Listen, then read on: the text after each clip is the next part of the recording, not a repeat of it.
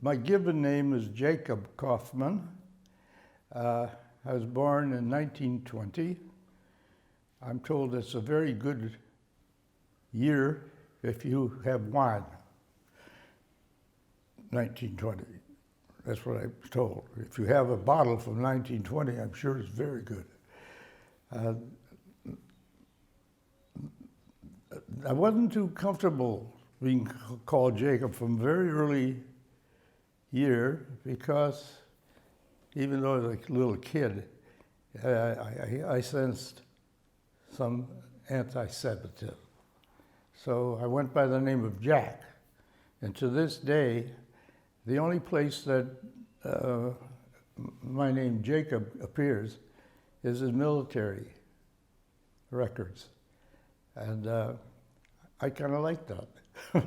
And I have for instance, I have an insurance company that at first it was just for military officers. And they call me Lieutenant Jacob Kaufman, so I get a kick out of that. And I call you Brigadier General, right? So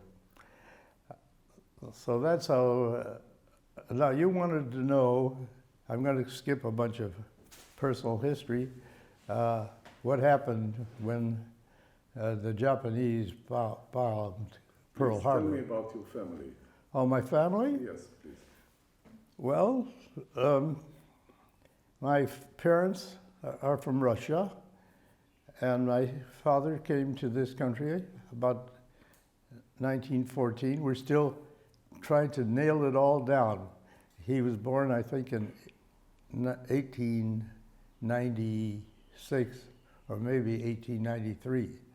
And my mother was probably born about the same time, but I think she might have reduced her age by 2 or 3 years.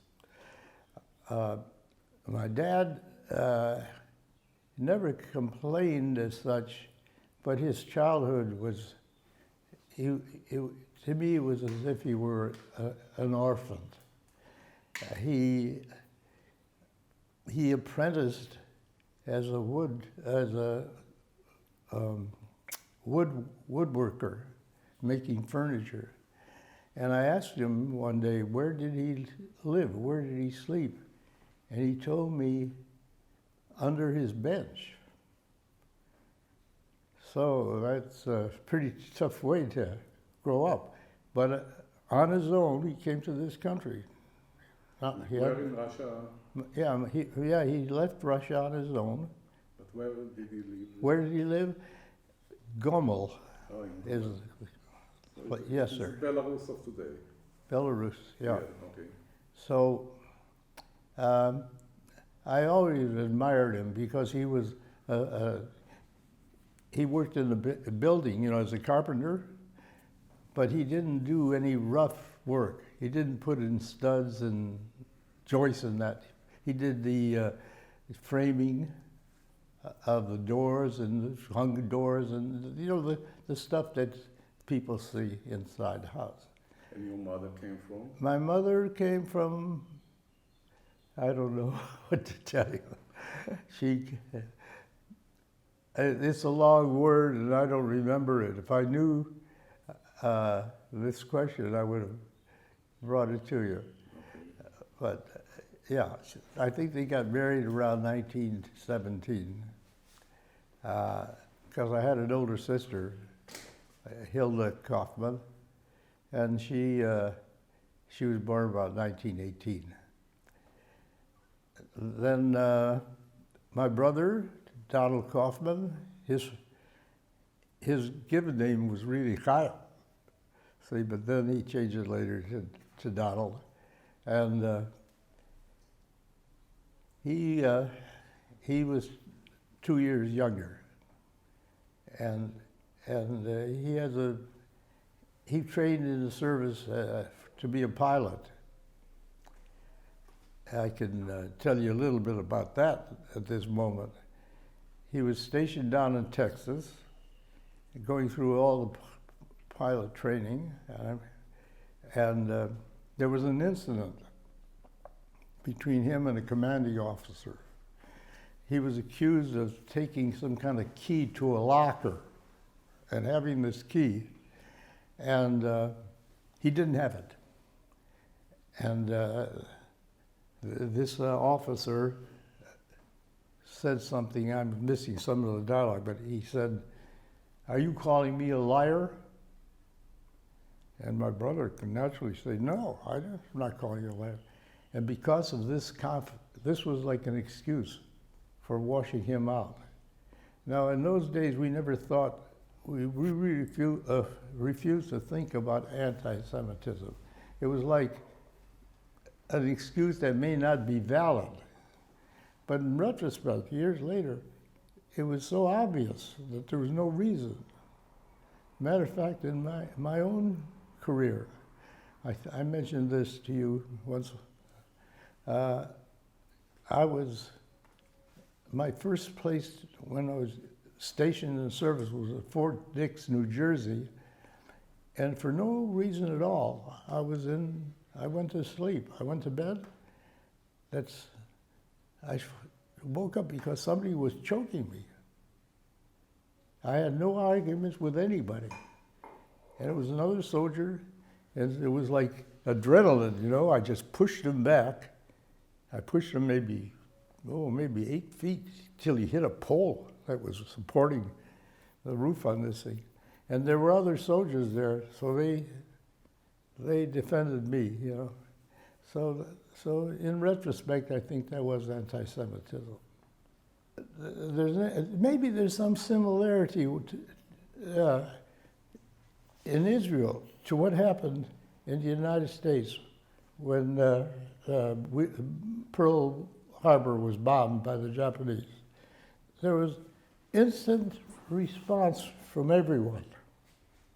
All the people were aroused that we have to do something now. And I would imagine that happened here, you know, before the Six-Day War.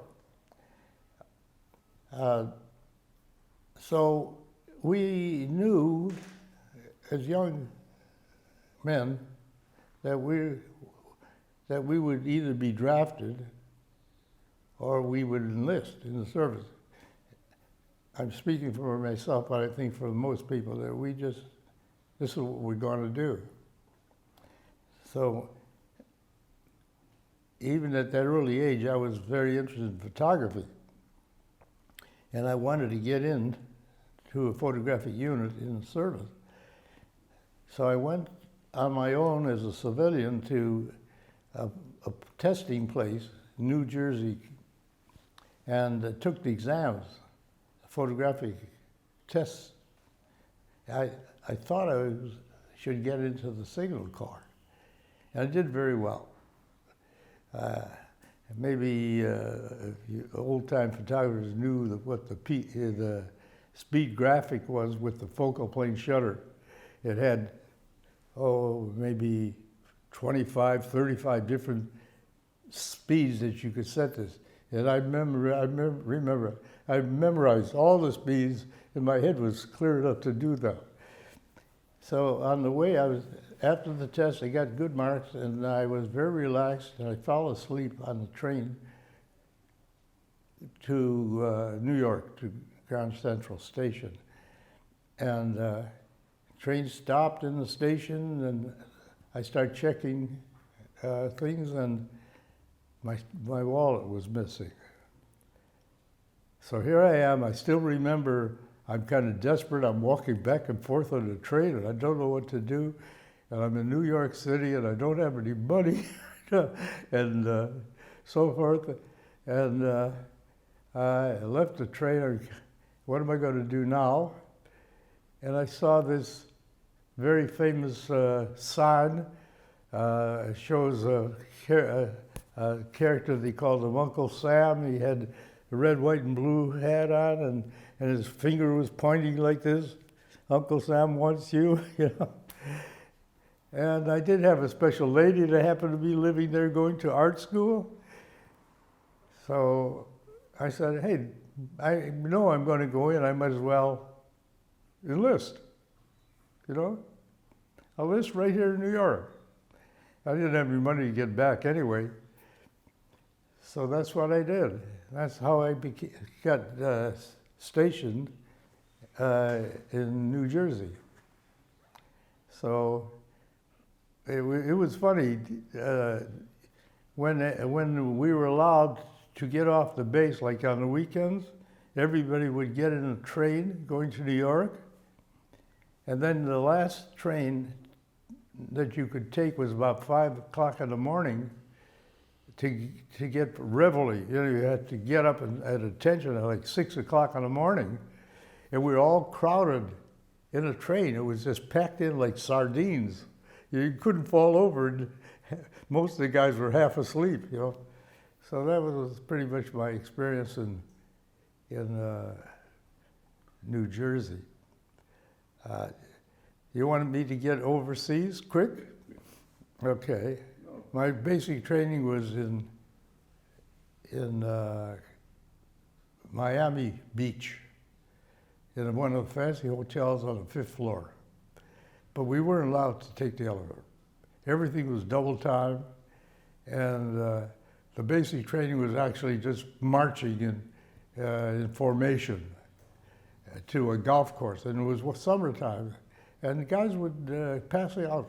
You know, they pull them under a palm tree, and sometimes there's big rains, and the water was maybe 1.5 foot deep or so. We still marching. So that's.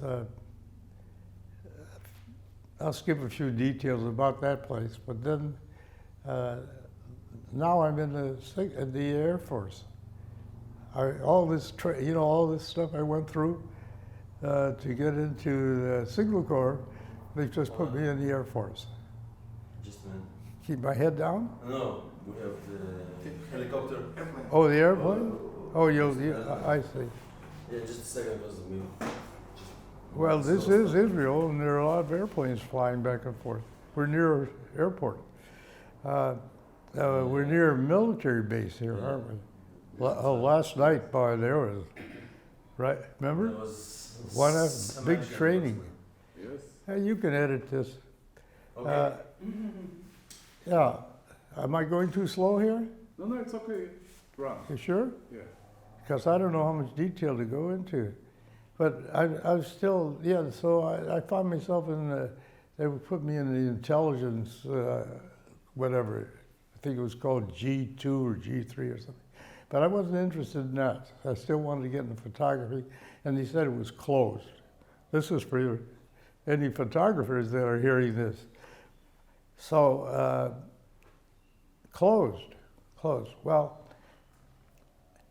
I wanted to get back to Detroit for personal reasons, and there was a stopover in Washington, D.C., and there was an old timer who knew, when he asked me where I was from, I told him I was from Michigan, and he knew who the senator was, Senator Vandenberg. I still remember the name. He says, "Do you have any problems that you want to tell the senator?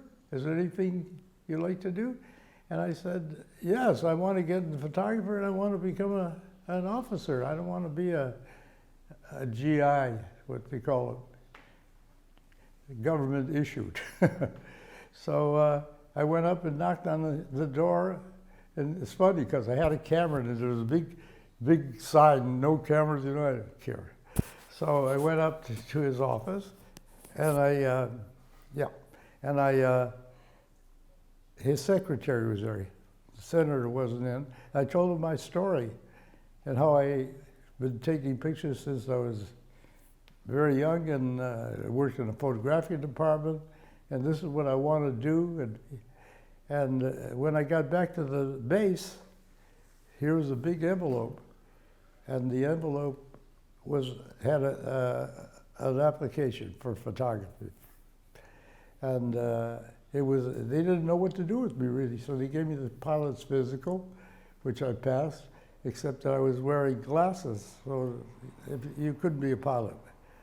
And besides, I didn't want to be a pilot. I wanted to be a photographic officer. So that's how I got into officer candidate school. And that was in New Haven, Connecticut. And there was anti-Semitism there, because that's what we like to talk about. This is how it came out. We were really confined to the grounds of the university. After maybe a month and a half, 2 months, it was only 3 months, we were called 90-day wonders. If you became an officer, you had to go through training. So the pass was for the weekend, and you couldn't be in the street after 11 o'clock. So there's another cadet there that I joined up with, and we rented a nice room in a nice place, a nice hotel, and we were in there before 11. But we didn't want to just go up in the room, so they had a nice lobby, and there was a lot of activity there. So we started talking to a couple of girls, and we're sitting on the sofa, I'll never forget, and we see these shoes right in front of us, because we were sitting down, and we see officers' pants, and so forth, and we pop up at attention. It's the military officer, the military police officer. And he says, "What are you doing here? It's after 11 o'clock. I said, well, very polite to him, well, we have a place here. So we figured we weren't confined to the room. So he recorded and took our names and everything, and we figured it was okay, we're done. No, I get a call from the commanding officer that I broke the rules. And now I have to take a gun and march around the building, I don't know, 100 times or something. And that was kind of crazy. And I disagreed to this day with that they should say that we're off limits, even though we paid to be in that building. So that was the first incident that I would later say it must be some kind of discrimination. The second one was I figured that was over. You heard this story, but they allowed us to go to New York for a weekend. But you had to apply for this. So I did, I applied. I said, I don't know if they're gonna let me go, but I was asked to go. So they signed my application, and I went to New York, and when I got back, no, I broke the rules, according to the authorities. And they confined me to the grounds till I got my commission. I had to get special permission to go someplace and get a uniform, an officer's uniform. And as I mentioned to you the last time we talked, if I had said one word, they would have just washed me out. They were looking for some kind of excuse, I think. So what happens next? Next, depending on your scores, your scholastic scores, you could pick where you want to go. So I picked Sacramento, California. That sounds like a pretty good place to get stationed. So I was there for about 2 days. I thought I was going to be stationed there, and I wound up in a small town, Santa Maria, California, which is north of Santa Barbara. And I'm still not a photographic officer. I am on the papers, but so now I became the assistant to the commanding officer there. And I'm assigned a couple barracks that I'm supposed to take charge of. And we're right on the beach, and it's always sand blowing in. I think that happens sometimes in Israel, where you get a lot of sandstorms. So that was daily there. So, the guys, they don't particularly want to be neat and clean, but this was a requirement. So I think I was pretty good for a young guy. I figured out that if they put all their clothes in these raincoats and buttoned it up, that would pass inspection. It's like one garment. And I told them that if we didn't pass, or because they didn't do their stuff right, that they would be confined. They couldn't leave the base. Well, they didn't care about leaving the base. But after a few days or a week or two, they changed their mind. Like we're in prison here. So we start winning all the prizes for the whole place. So that was my first station. Oh, I didn't tell you that ombudsman came through, that he's supposed to represent soldiers. If you have any grievances, you could tell him your story. So I told him I'm a photographic officer. I shouldn't be doing this kind of stuff. And we talked, and at that time, there's a place, there was a photographic unit in Culver City, California. It's part of Los Angeles. And I told him that I want to go there if I can get in. Now this is very interesting because I'll skip a bunch of stuff, but I wound up in England and I got a letter that I'd been accepted over there, but I have to go through some channels, and it was signed by Captain Ronald Reagan. He was in charge of that unit. And all through the war, to my knowledge, that's where he stayed, that hero, in Los Angeles, California.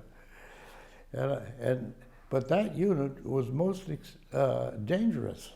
It was cinematography. It was motion picture, and they went in with the troops, and the invasions. So I'm sure they had heavy casualties.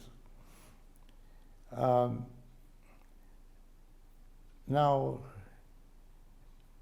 I'm kind of on my own, and I end up in Washington State. And there's an interesting, I think I'll tell them that the incident with the women's prison. You don't remember that? They gave me a job of being in charge of a convoy of trucks with laundry, and the truck would go to, I think it was called Walla Walla, Washington, and it's a big penitentiary for women. Figures, right? You got laundry, let women wash it. So now we're there and they're unloading the trucks. So I figured it'd be really interesting to see, what this prison looked like. So I went in and I asked if I could look through, take a tour through the prison. And the guy looks at me and he says, I don't think you should do that. I said, what do you mean? He says, well, look at you. You're a handsome young officer, and you go through there and all those women are behind bars, and they're going to look at you, and they're going to get, it's embarrassing.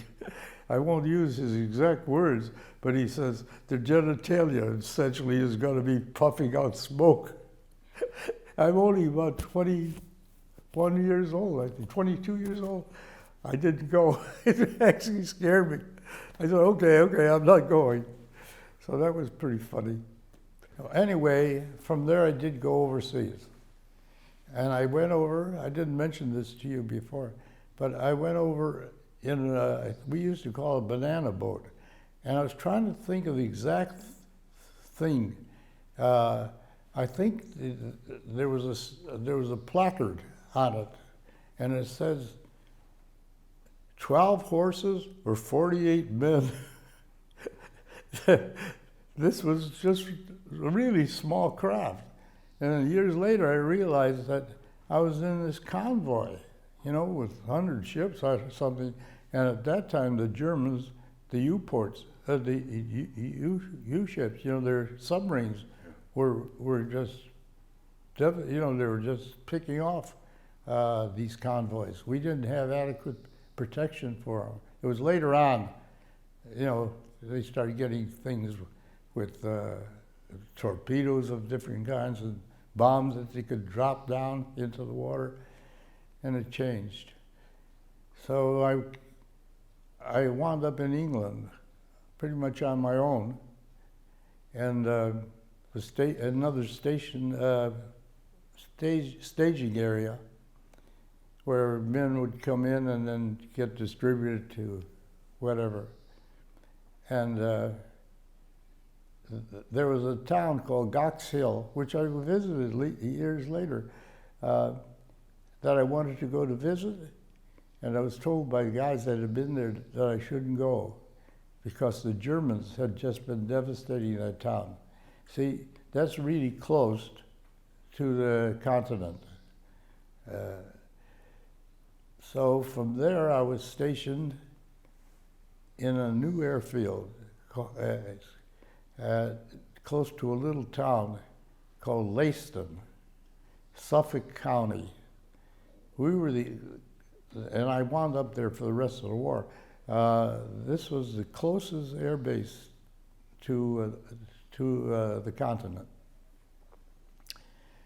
And I was a photographic officer on the base. When I got there, there was no lab, there was no facilities for photography, but there was one civilian house standing, the farmhouse, and it was like for two families. It was two-story, made of red brick. I have pictures of that place, because it's still there. It's the only thing there. All those corrugated steel Quonset huts, they call them. You know, they were shaped like a beehive. They're all disintegrated. But brick is brick, you know. And it was not occupied, and it was in bad state, but they had a outside latrine, you know, the outside, but it had the same tile on the roof as the house. So we took that tiles off that and repaired the roof and did many changes, electric heat, and I got a British carpenter to make the sinks and everything. And then later on, the proper lab for that base came in. So now we had 2 labs, which was very good. And matter of fact, I was able to manage to convince whoever I had to that I shouldn't be in the barracks at all. I should be right on duty, 24 hours, you know, right at the lab, which wasn't necessary, but that gave me a lot of privacy. So, so we were flying. First was Thunderbirds, Thunderbolts, P-47, big radial engine, huge, 8 50 caliber machine guns.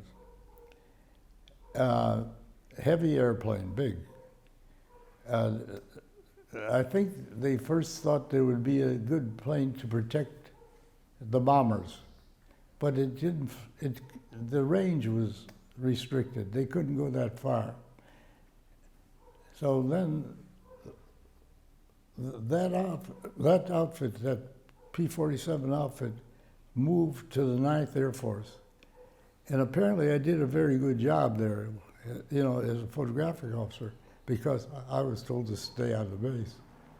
And then my regular outfit was with P-51. This is the very famous Mustang, which proved to be the best fighter aircraft of World War II. You know, I learned recently that that the most airplanes, fighter airplanes in World War II were not British, were not US, they were Russian airplanes. I never knew that. They produced the most airplanes. I think I'll tell you guys that about the first mission with these P-47s. I thought that this should be recorded. So each fighter airplane has a camera. We call it a WASAP. What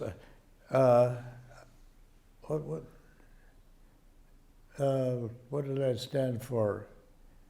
Something. Anyway, it was a 16 millimeter camera that you could replace the film because the film was in the cartridge. So all the photographic personnel were assigned an airplane, because after each mission, you take the film out, and process and so forth, and then the intelligence units on the base would see that right away, because these cameras that are in the wing would start when they fired the guns. So they could see the tracer bullets, and sometimes they could see the actual kill, if they shot a plane down. So it was considered very important to have that done really quick. And to verify if the pilot said he shot down an airplane, that he shot it down. But it proved later in the war that that wasn't necessarily so, because the bullets could go out, then the enemy aircraft could make some maneuvers that are not flowed with the way the plane looked when they were shooting at it. What else? Well, oh yes, I'm telling you that what happened. I have this movie camera. I'm on the side of the runway. The runway's nice and clear, but the ground is muddy. England is kind of that way most of the time. Most winters, it's very damp. So I'm crouched there, and the airplanes, the first two airplanes are taking off, two at a time, and I start shooting, and then I see that the plane that was on my side of the runway is veering off. He's not going straight anymore. He's kind of in a drift, and he's coming right towards me. And I realize that he's going to fly right over my head. No, he's not going to fly over my head, because he's on the ground practically. So I plop down in the mud, holding my camera so it doesn't get damaged, and he passes right over my head. Well, that's the last time I shot a movie in my life. That's when I decided I'll stick with still photography. So there was plenty for me to do. There's, near the end of the war, there's a lot of people wanted pictures of what was going on the base.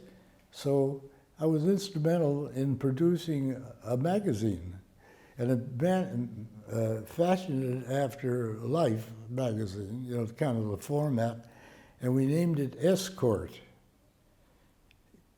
because that was our mission, really, to escort the bombers. Of course, when you escort the bombers, you really get into dogfights with the enemy. So I put a price on it, like 10 cents, just like the Life magazine, because they didn't want people just grabbing handfuls of it. They had to pay a little bit, so everybody who wanted got that magazine. And I have one. But I was looking for it. But this time, if I find it, I will send it to you, but you better send it back. Oh yeah, well, the cover, I shot the cover. I shot many of the pictures, but I had a very good crew that took pictures of every pilot, and they're in this magazine. And the most famous, world famous one is Chuck Yeager, who's after the war, he broke the sound barrier. You know, he flew the jet that went over 600 miles an hour. He was a good pilot, no question. He was shot down and he escaped. Oh, that's another thing. We produced. He was in your squadron? He was in my outfit, yeah, 357th Fighter Group. Another thing that we did as photographers, we took pictures of the pilots and we made the prints on paper that were like for an escape outfit. Every pilot had false documents, you know, like false passports, so you need a picture. So we made them on paper that was the same as they could get on the continent, in France and Germany or wherever, you know, and did even stain them some, you know, so they looked genuine. And that helped pilots escape if they were shot down. You know, if they could get into the hands of the underground, then they were surely had some way out, you know. With Chuck Yeager, he had to walk over the mountains into Spain, and then he got back to England.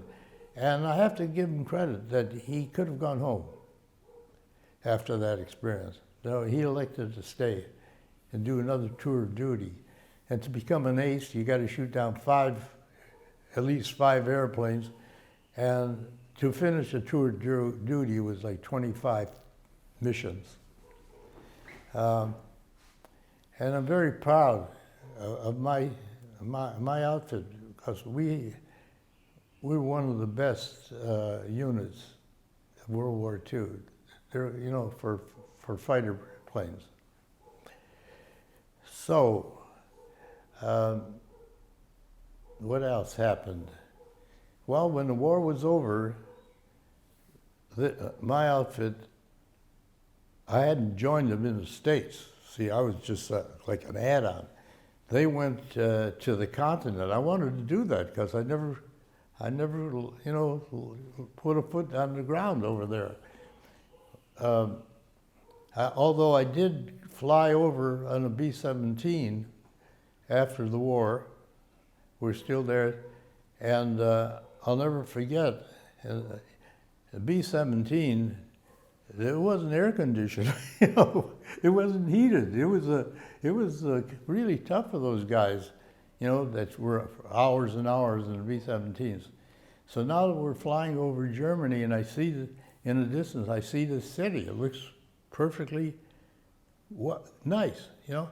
And as we get closer, and I'm looking down, I see that this is Dusseldorf. I can see just shells of buildings. The whole town was like burned out.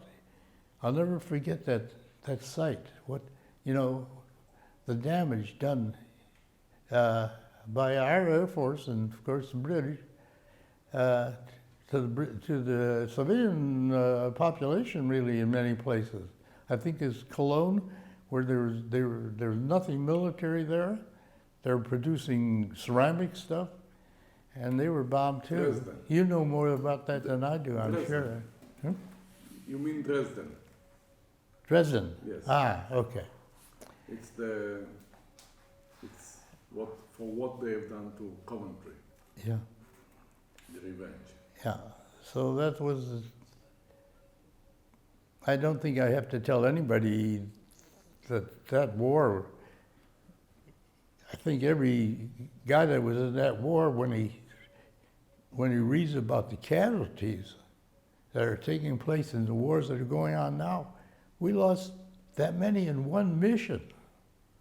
The early missions in the B-17s, you know, in all their wisdom, they send these B-17s over early in the war, thinking that the gunners in the airplane can keep off the German fighter planes. It was a farce. They couldn't do anything. I don't even remember one outfit claiming that they shot with their machine guns out of a B-17 and knocked down a German fighter aircraft. So that's why the escort, our job, was so important. All right, so I was stationed someplace else temporarily, I thought, and the war was still going on in Japan. And we didn't have anything to do. We had a lab there too. So I figured out if one person stayed on duty, the other people, we don't need them. So they loved me there because everybody went wherever they wanted, to Scotland, to England, to London, whatever they wanted to do. They took turns, There was a problem now when the war was finally over, that we had a lot of stuff, so you have to pack it. So I brought home some things, but I was, young and very honest, very straight. Although they were dumping things, as I understand, they were even dumping jeeps in the Pacific Ocean just to get rid of stuff, So I had a lot of tools and things left. I wanted to turn them in, So the guys in shipping, they said, we don't want any more. We have to end, we have to quit. So I took everything to a farmer. I remember doing that. I took all the tools and gave them to the farmer, to the people. And then while I was there and we're not doing anything, I applied to the Sorbonne because there was a photographic school, and I figured I'll do that. So here's a dramatic moment.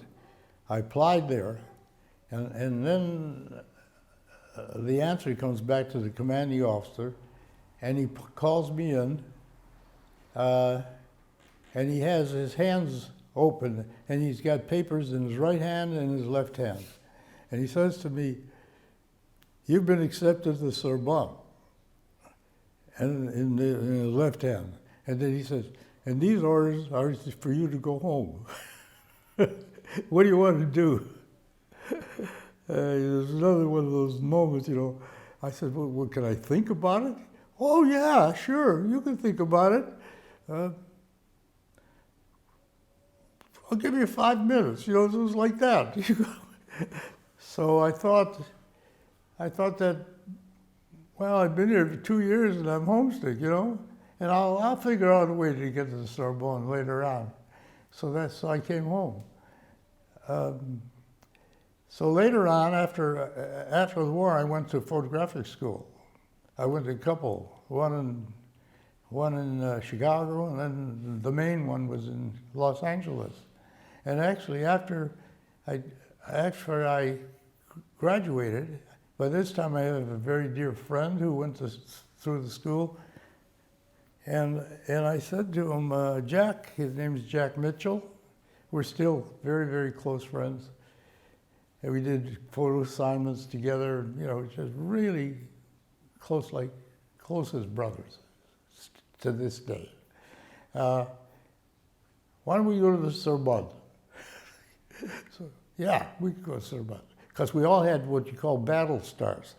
You had to have so many battle stars that they would apply to your education. But we had so many battle stars, it didn't make any difference. It was like I was in 96 battles, because every time the pilots, went on a mission, I got credit for it too. Anybody that was part of the unit. So we applied to the Sorbonne, and we get letters back, and see, this is, early time after the war. It was 1948, 49 maybe. It was on very crude paper, like like you have a paper bag for shopping. It was like that paper, and it said you're accepted, but you have to speak French. Jack was stationed in England, in France, see, and he's very bright, so he could. I didn't know one word, See, so we dropped it.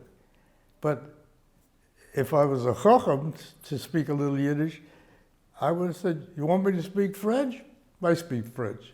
We'd get on a boat and I'd cram for 24 hours and I'd learn some French and that would be it. So recently I was telling his wife, we were sitting around the table at his house, how we didn't do that. And she says, I'm glad that you didn't do that. I said, yeah. She says, because I wouldn't be married to Jack. It would have been a different life. It was a very loving thing because they were married since the 1950s, maybe. So we didn't do that. But again, I'm such a chacham, you know. Jack, because you couldn't get work in Los Angeles. I might as well mention that because it was a requirement. If a man had a job before World War II, he had the job when he came home. He couldn't be fired. He had to be put back on his job. Well, business continued and they hired people to do some work. So now they're double staffed. In photography, you could get a photographic job. I did get one, we called it kidnapping, where you go to houses and photograph children, you know? And, but there were shysters in that business. They didn't want to pay us. They'd give us assignment to Jack and me to go in our cars with our cameras all over Los Angeles shooting these pictures. And then when we went to get paid, they didn't want to give us any money. That was the only time you could win what you call a small claims court issue. You could go to the court and state your claim, you know. So they forced this company to pay us. But that wasn't the work we wanted to do. You know, we wanted to do substantial photography. So Jack my friend stayed in LA because his family was there. And, before that, we went to a school for high fidelity when that was all, you know, we wanted to know about sound. So first he got a job for Altic Lansing, which is still a big sound company. And then he went back to school and got a degree in computer science. Yeah, because he was brainy enough to do that. All right, I'll tell you a little bit about him because they designed a computer. Well, first they were working for an outfit like, a big outfit like, I can't name one of them. I don't know what. And he and a few other guys formed their own company. And they designed a computer for a Navy ship so that everything could go into that computer, they know exactly to one can of beans, you know, what was on the ship and what was needed and so forth. And Xerox, I think it was, put it up for bids, put in a bid that you couldn't build this. You couldn't build this computer for what they wanted to charge the government. But so they didn't get that contract. And later on, they were bought out by a big company like that. I guess they had patents on their design. And my friend became a millionaire overnight, with the stock. They paid a penny or $1, and the stock went up to 50. So he lives pretty modestly, though. Yeah. Tell me about yourself. Yeah. Well, since things were just locked up in California, I had met a man named Bob Benyus, and he was a photographer. I met him in school in Chicago, and he would call me and write me that I should come to Detroit, and we formed a partnership and go into business. So that's actually what happened. He got a couple good accounts. One was called the Jewish Welfare Federation, and he kept that account till we closed the business. And he was taking the same picture. He'd take the same picture from when he first started with them to when he died, you could say. It's a picture of a Jew handing another Jew a check to go to Israel. It could be Israel, it could be something else, but I didn't like that photography. That's public relations, So it was a pretty good partnership. Not great, because partnerships are very difficult. He convinced me to come because he earned $600 working out of his basement in 1 month. Well, now it sounds like nothing, right? But in those days, you could multiply by 10 easy, you know. So I said, maybe I could, that's a good idea. So we had $300 between us, and we opened up this studio. And it was very small, like 18 feet wide. It was about as big as this room right here, the whole thing. And so we had a shooting area and a separate dark room for processing and a separate printing room. And we were doing everything ourselves. We had the first really good client was a grocery store, a grocery chain. And pretty soon I'm photographing everything in the grocery. Excuse me.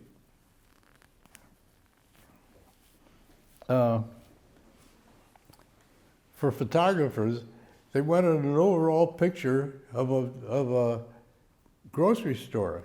So I get a tripod and I'm on a ladder and I got the camera and we had flash bulb, a big flash bulb.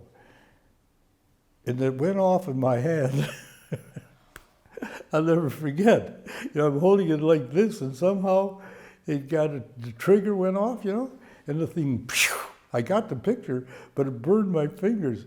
I remember driving back to the studio with this hand out the window like this, you know.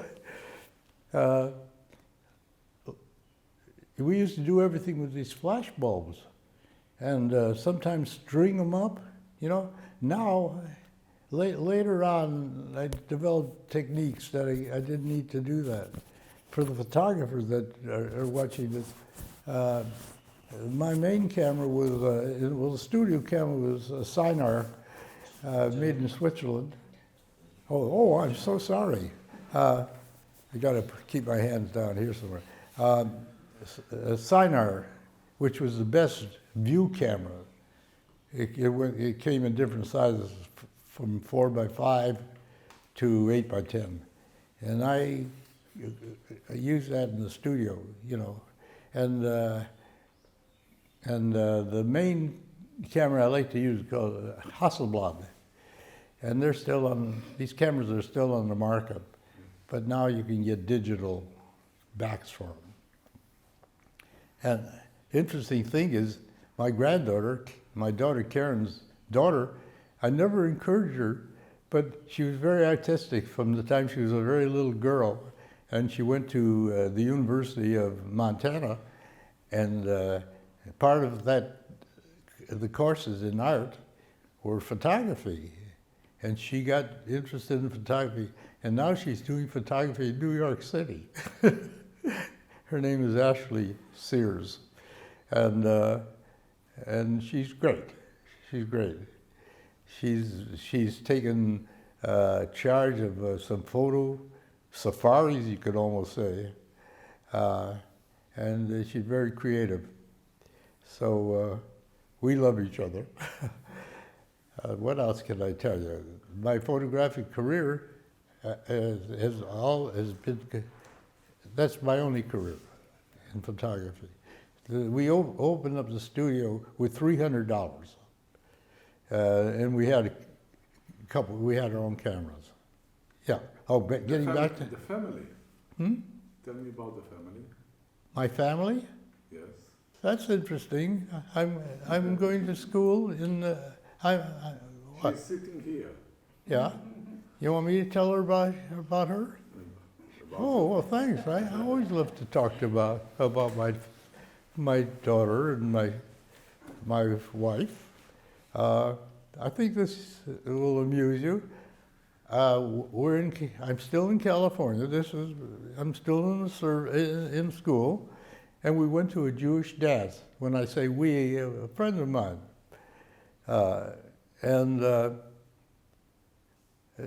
so here, a lot of people in this dance, and I remember we were sitting down, and across the dance floor, some women, and the guy who was my friend says to me, "That woman over there, she's looking at you." And I said, no, she's looking at you. We went through that routine, and anyway, I asked her to dance, and she was a good dancer. And then it turns out she's from Detroit. See, so we got something to talk about. And her name was Rose Speyer, and we started to go together. And I was very hard to commit, but she kind of made up her mind, and she's telling my friend Jack to have an influence on convincing me to marry her. I didn't know about that till years later, that because he would say something, we would plan a trip, say, I remember once we were going to go to San Francisco together. He said, "Why don't you get married when you go to," he would ask, Jack Mitchell would ask things like that, Anyway, we got married, and that was interesting too, because I got married by a justice of the peace. I remember I was slated to get married in a certain little town on the way to San Diego. And we stopped at a gas station, which maybe was 5 miles north of this town. And so they tell the guy who owns the gas station that this is a wedding party. There's only two cars. And he says, "You don't have to go to that town. You can get married here.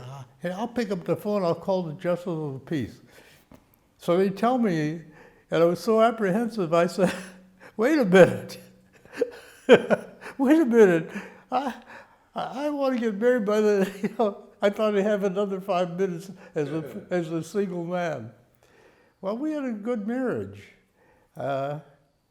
We're the only ones, I think, that in the world probably that got married, and we made more money.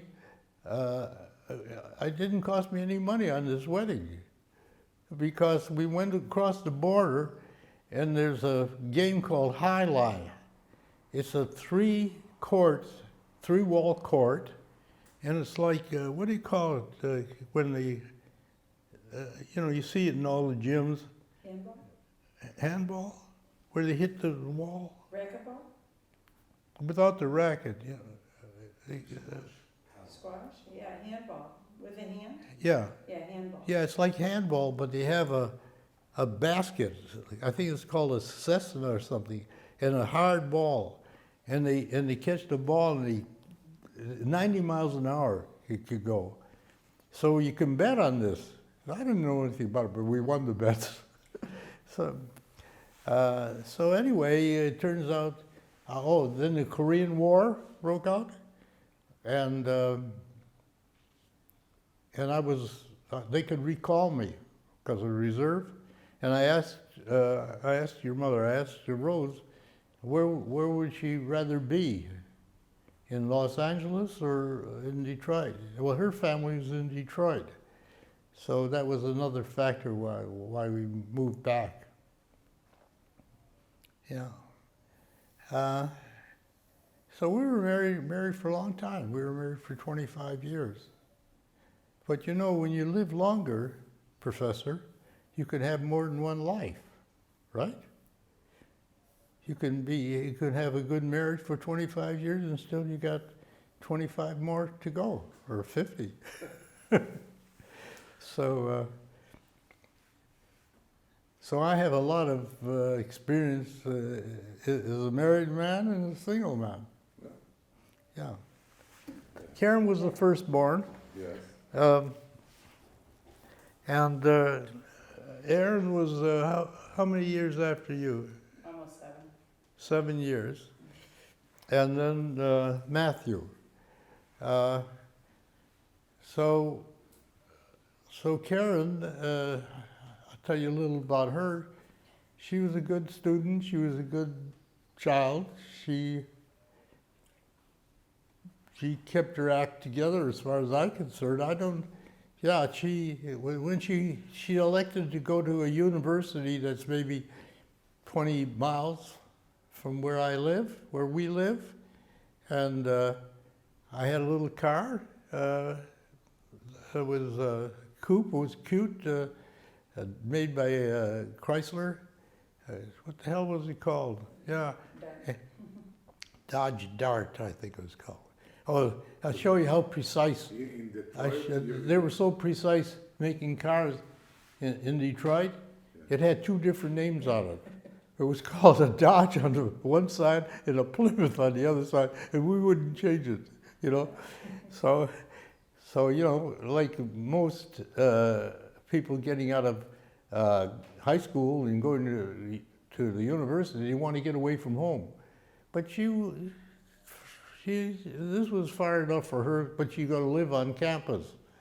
The next thing I know, she doesn't care for it, to living on campus, because there were freshmen and they were acting up silly stuff. She was, you know, like messing around with the girls and throwing the girls' underwear out the window. She tells me everything. She says, I don't particularly want that. So she pretty much had this car so she could go back and forth, and graduated. It's called Oakland University. She got a job as a teacher, and then she went into special education teaching, which is special, you know, to teach people that are handicapped in some way. And then she wound up teaching in Dearborn, Michigan, which is a Arab kind of community. That was fine. She made great friends with the other teachers, and what happened there? Oh yes, there was a group came through, a corporation that had teachers, had personnel, and I assume they're all teachers, to teach a better system of teaching. And Karen liked it so much, what she was shown and their demonstration, that she asked them about it and told them how she feels about it, and they hired her. In our Jewish Community Center, in the wide Detroit, it's not in Detroit exactly, there are many, many pictures of Jewish soldiers that died in World War II. And I can make some inquiries. If anybody has photographed these photographs, and I'll get that to you if you want them, and you would, and maybe there's a history even of each soldier. That I think would fit your project. You know, their name, their rank, and where they were, and it would really be useful. And there's a lot. It happens that I was in the Air Force, Air Corps, you know, and why weren't there more Jewish pilots?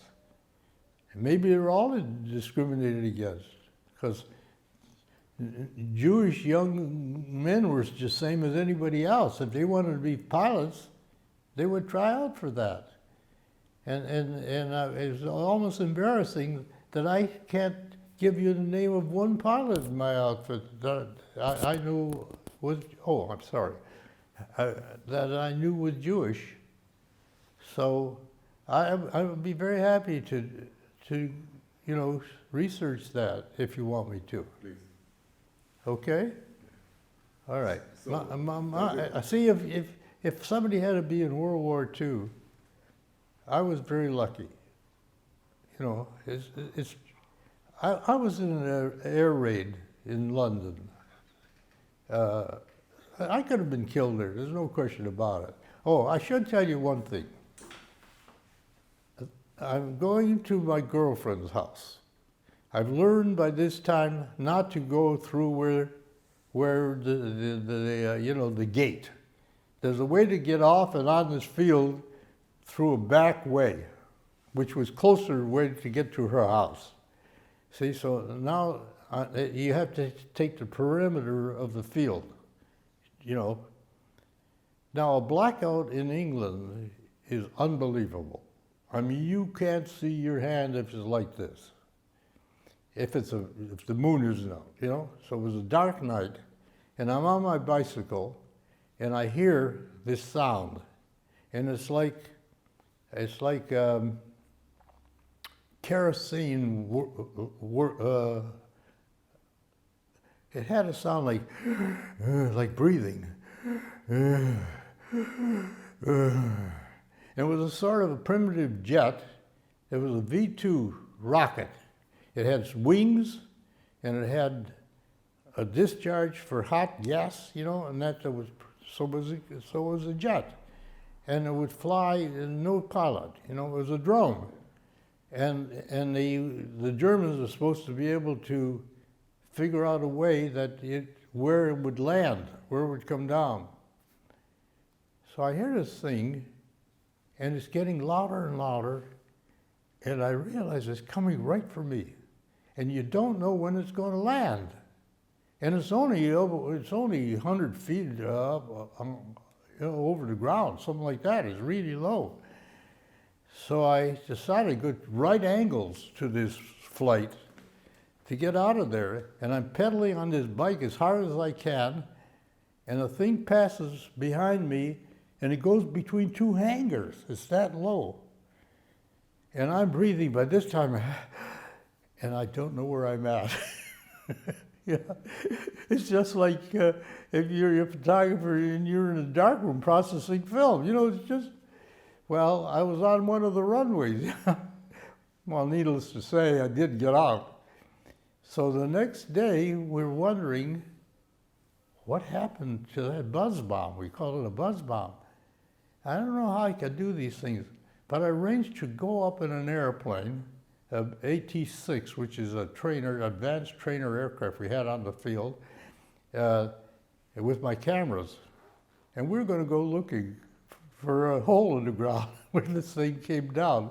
So I'm behind the pilot on this airplane.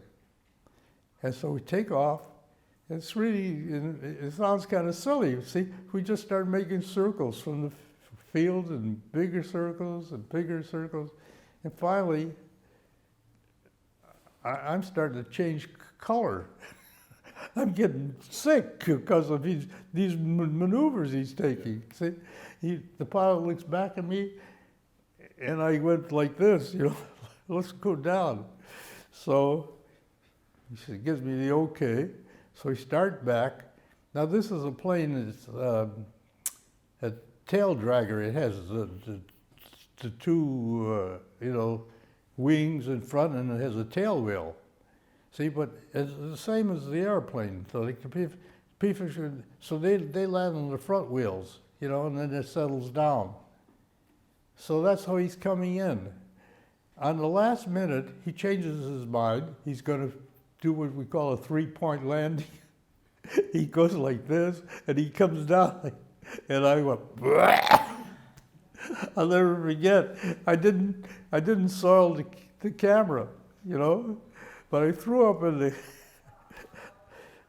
So we landed, and I'm so embarrassed. And I figure, there's an unwritten law that regardless of your rank, you throw up in an airplane, you better clean it up. See? What do you think about the idea of a museum? A museum? A museum for the Jewish soldier here in Israel. Of World War II. Absolutely. I think it's part of the story. You want to know if it should be a separate museum? No, it is a separate museum. You want it as a separate museum? No, it will be a separate museum. Well, what do you think, Karen? No, I mean, look, the reason I responded that way is because most of the guys are dead of World War II. No, So who's going to be interested in this? Oh, I see what you mean. The next generation. That's right. So that's why I turned to Karen. She's the next generation. In other words, would you be interested in going to a museum of what happened with Jewish participants in World War II? It depends how we are going to show it, this story. Because you can make it very interesting or you can make it dull. Right. So if what we are going to do is very, very interesting place. And let's think about your grandchildren. Is it important that they will know something about your history? Sure. Why? Sure. Why? Why should they know about my history? Yes. Look, I know one family. This guy was a dear friend of mine, World War II. Tell me Wait a about minute. about yourself. Well, All right. why it is important Wait. for It's the an next- answer to your question. That family, the kids don't care at all about what happened. Not in World War II, and not what happened after World War II. Most families want a family history. I think there are exceptions. You're asking me, would they want? My family, I think, would be interested. And then if in general, I think people would be interested as part of their family history. What would you like to deliver to the next generation?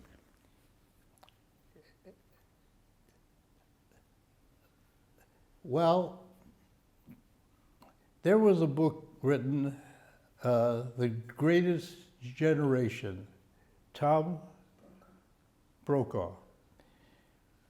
And this was very popular in the States.